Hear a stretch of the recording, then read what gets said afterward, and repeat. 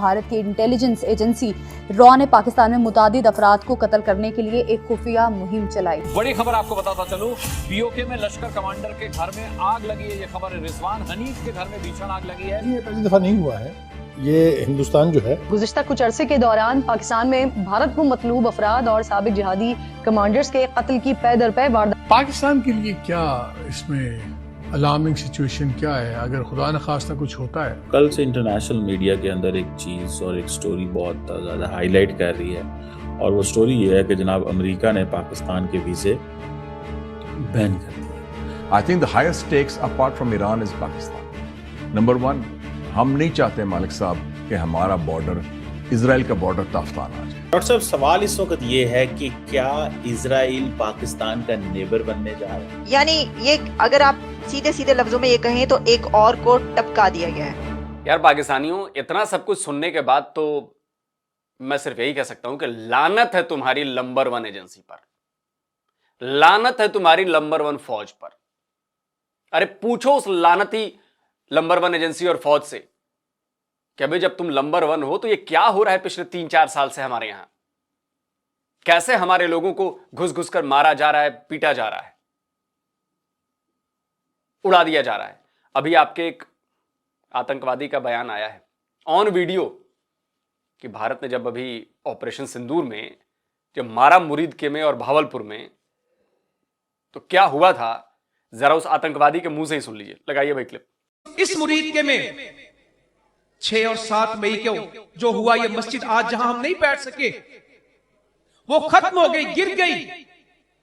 बहुत बड़ा हमला था, अल्लाह ताला ने बचा लिया, हिफाजत की।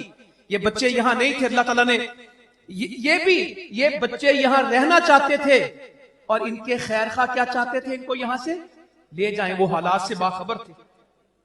और फिर जंग मुरीदके की थी। मोदी ने कहा हमने तो दहशतगर्दों के ठिकानों पे हमला किया। तो जो भी पाकिस्तानी ये कहता है कि नहीं नहीं हम पर कोई हमला नहीं हुआ, हमने भरपूर जवाब दिया, ये दिया वो दिया, तो भाई ये तुम्हारा ही बंदा बोल रहा है, वहीं पर खड़ा होकर बोल रहा है कि बहुत बड़ा हमला था।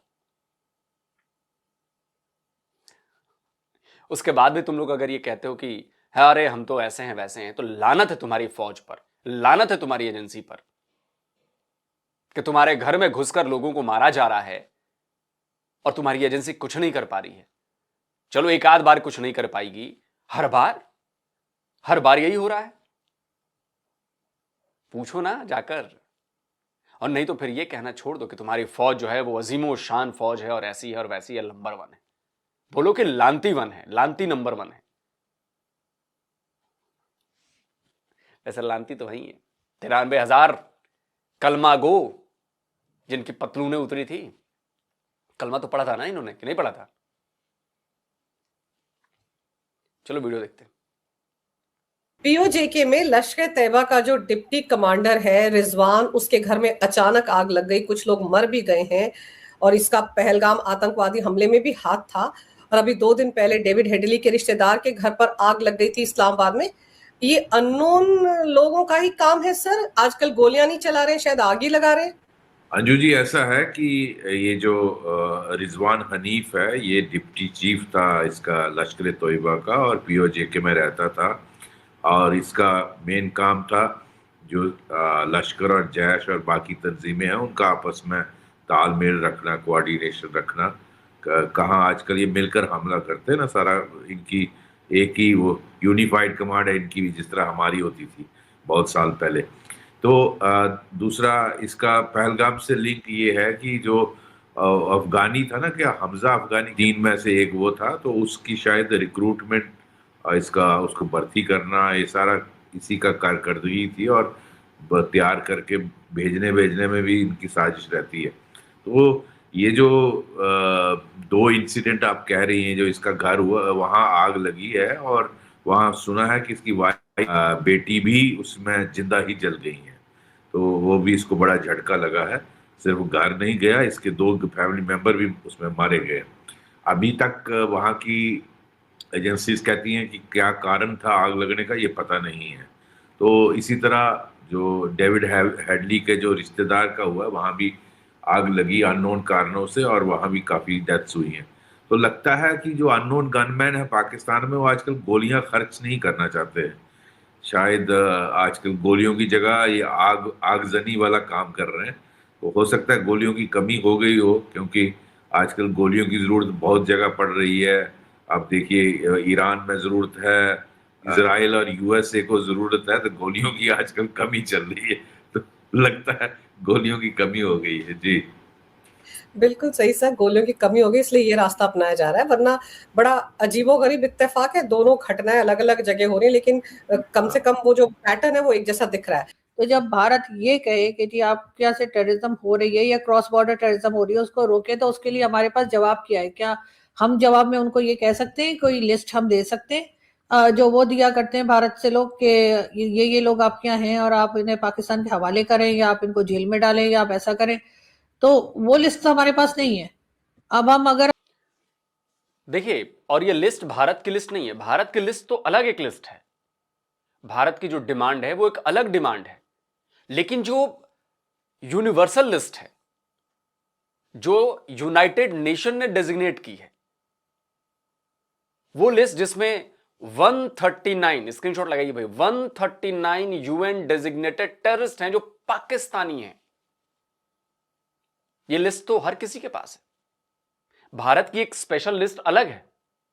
ये तो वो है जो पूरी दुनिया के लिए खतरा है, जिसको पूरी दुनिया ने आतंकवादी घोषित कर रखा है। ये 139 ये लोग हैं जिन्हें पाकिस्तान की स्टेट पाल रही है, उन्हें पोस रही है, उन्हें फंडिंग कर रही है, उन्हें खाना दे रही है, पीना दे रही है, रिक्रूटमेंट करा रही है, और ये पूरी दुनिया को पता है। ये तो लिस्ट, मतलब ऐसी एक लिस्ट में एक नाम भारत का कोई दिखा दे, एक सिंगल नाम। आपकी आबादी 20-22 करोड़ है, हम 140 करोड़ हैं, आपसे 7 गुना बड़ा मुल्क है हमारा, लेकिन हमारे एक बंदे का नाम नहीं है वहां पर। लेकिन आप 20-22 करोड़ हैं, हमसे 7 गुना छोटी कंट्री हैं, लेकिन आपके 139 यूएन डेजिग्नेट, अभी तो और कितने लाइन में डेजिग्नेट होने के। वो तो चाइना बचा लेता है जैसे मक्की को बचाया था, उसके बाद भी आप लोग कहते हैं।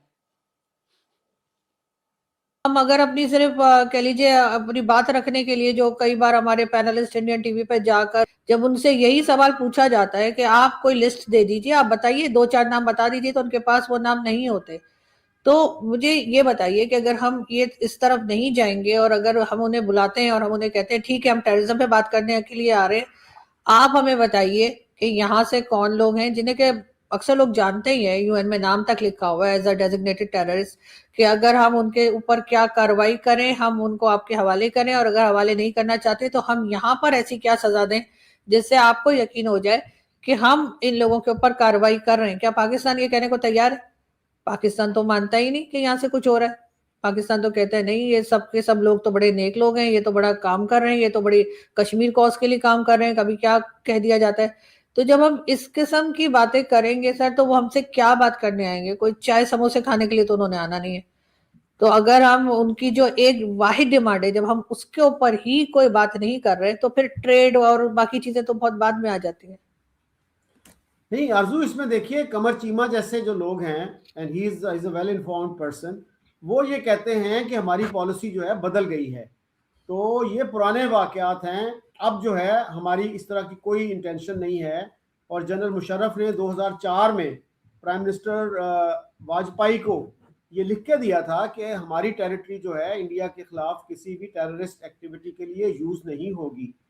तो वो कहते हैं कि हमारी पॉलिसी बदल चुकी है। जहां तक चीमा साहब की बात है कि हमारी पॉलिसीज बदल गई हैं, तो सर कोई कंट्री की पॉलिसीज हो चाहे कोई इंसान हो, लिख कर देने से कुछ नहीं होता जब तक एक्शन में दिखाई ना दे।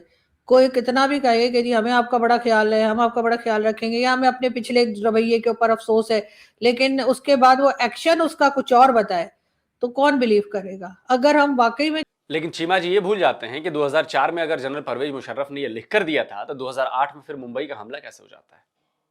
कसाब अपने 9 साथियों के साथ पाकिस्तान से चलकर आकर यहां पर 150 से ज्यादा मासूमों की जान लेता है, निर्दोषों की जान लेता है, इनोसेंट पीपल की जान लेता है। वो क्या था फिर? उरी होता है, पुलवामा होता है, पठानकोट होता है, पहलगाम होता है, ये क्या है फिर? चीमा जी बताए ना ये कि अगर लिख कर दिया था, मैं लिख कर देता हूं, आपको, और मैं फिर वो बात से मुकर जाता हूं, तो लिख कर देने का फायदा क्या है? ग्राउंड रियलिटी तो नहीं बदली है ना। ग्राउंड रियलिटी अभी भी है कि पाकिस्तान से स्पॉन्सर हो रहा है टेररिज्म हमारे यहां। ग्राउंड रियलिटी यह है कि प्रॉक्सी वॉर हमारे खिलाफ छेड़ा गया है।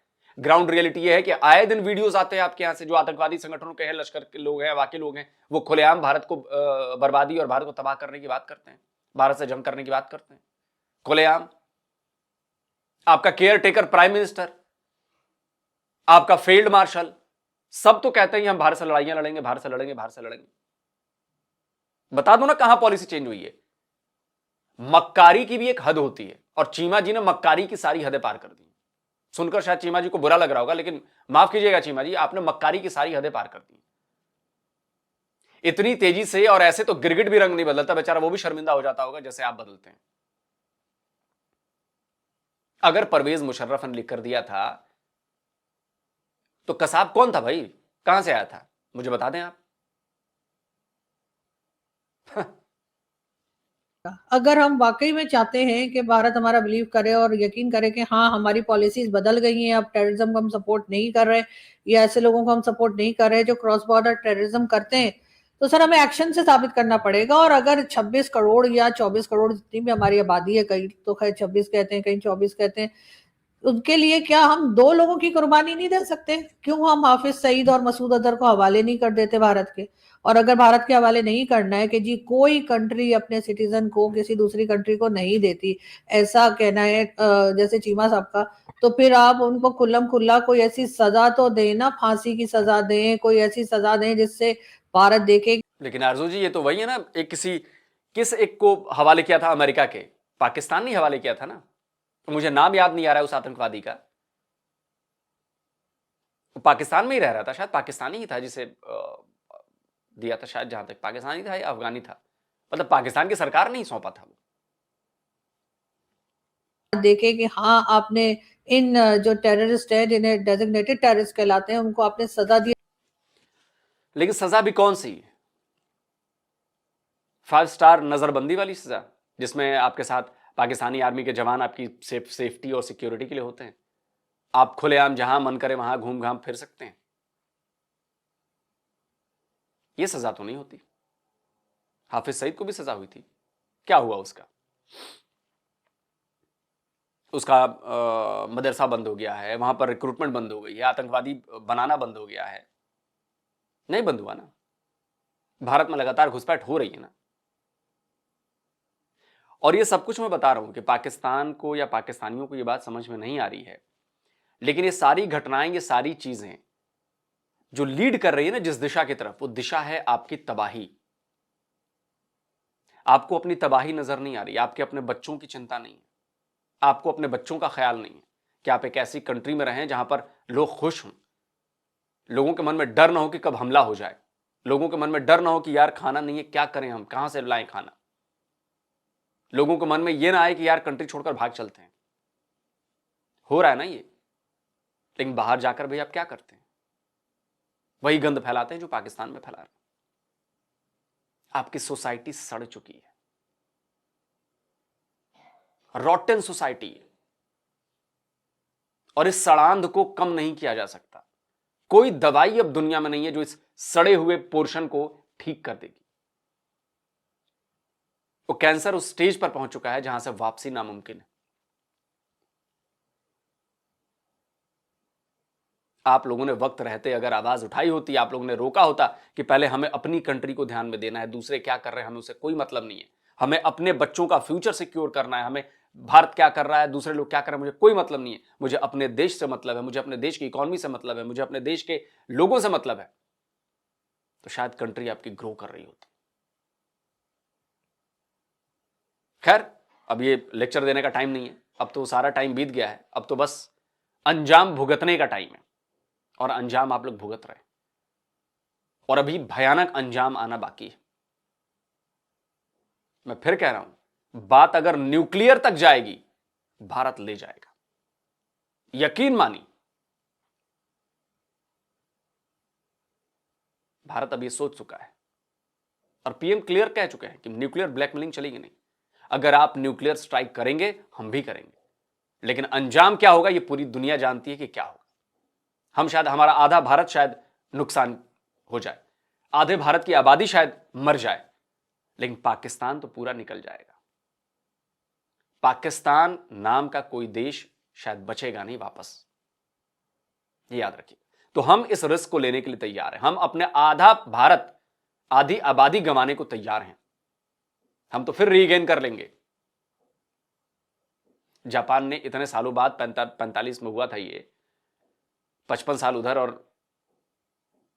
80 साल मान लो, 80 साल बाद रीगेन है ना, वो डेवलप नेशन है ना। हम करेंगे, हम झेलेंगे उसके दुष्परिणामों को, ठीक है। हमारी आधी आबादी चली जाएगी, वो भी हम झेलेंगे, बट पाकिस्तान नाम के इस कैंसर को खत्म कर देंगे, और ये क्लियर है। तो कोई इस भुलावे में ना रहे कि ये जो छोटी छोटी घटनाएं आप लोग कर रहे हो, ये कर रहे हो, ये कहां, ये लीड कर रही है उस बड़े अंजाम की तरफ जिसे आपको भुगतना है। थोड़ा मोड़ा टाइम बचा है, बचा लो अपने आप को, अपने देश को, अपने बच्चों को। बाकी तो बकौल मोदी जी मेरी गोली तो है ही। दोस्तों आप क्या कहते हैं, कमेंट करिए, राय दीजिए। जल्दी मिलता हूं एक और नए वीडियो के साथ। नमस्कार, जय हिंद।